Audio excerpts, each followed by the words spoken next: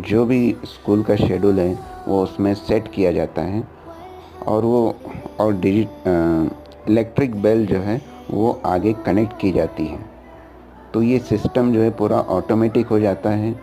एक बार आपने ये सिस्टम लगा दिया तो ये आपको बेल बजाने की ज़रूरत नहीं, कोई मैनुअली बटन प्रेस करने की ज़रूरत नहीं।